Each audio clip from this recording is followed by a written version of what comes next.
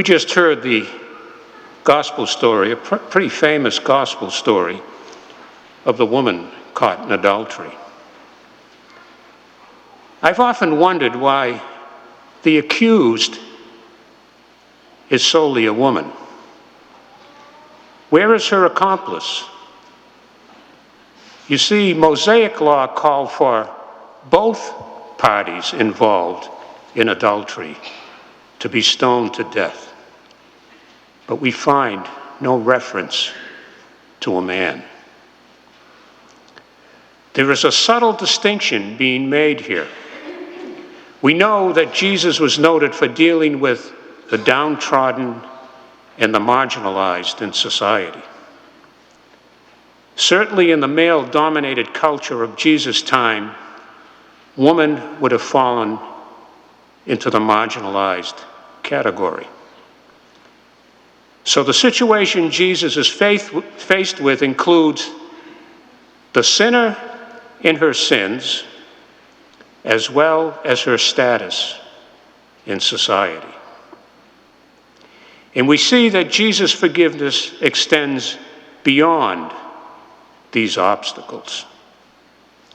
To put this story into perspective, we need to understand the motivation of the scribes and Pharisees. Simply put, they were trying to trap Jesus into making a decision that would violate either Mosaic law or Roman law. They could then use his decision as ammunition in making a case against him. You see, if Jesus pardoned the woman, he would be violating Mosaic law that called for death by stoning. If he went along with stoning her to death, he would be violating Roman law, because the Romans had taken away the right of capital punishment from the Jews. So the scribes and Pharisees thought that they had Jesus trapped. What they failed to consider was Jesus' deep love and compassion for all humanity. We hear over and over again in Scripture that Jesus came to save all mankind, not to condemn. And we see a perfect example of this in today's gospel story. This woman, who had been humiliated and shamed by her accusers, was treated with compassion and mercy by Jesus. Jesus does not minimize her sin, but tells her that he does not condemn her and to go and sin no more. She is forgiven. We should all be encouraged by this story because it is a story of hope.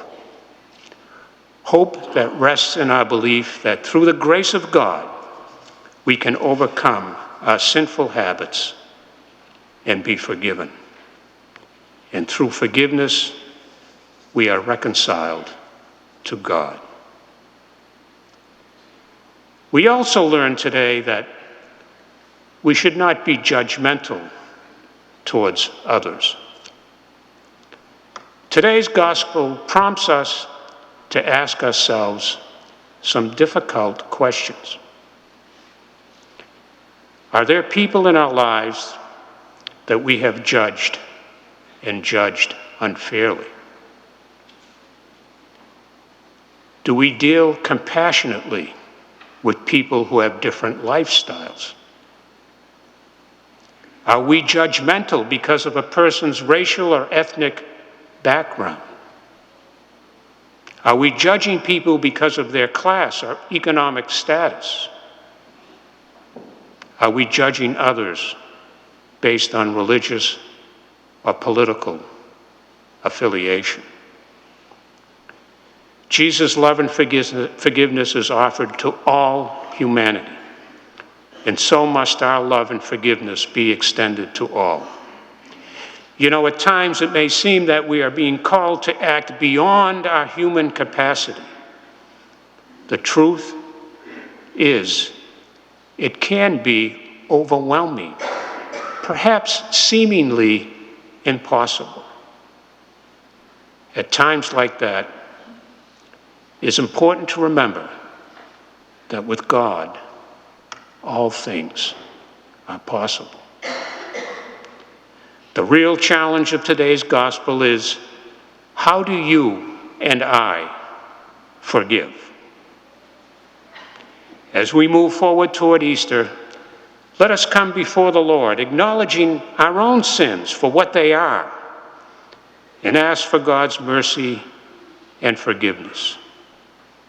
Then we can be generous in our forgiveness of others.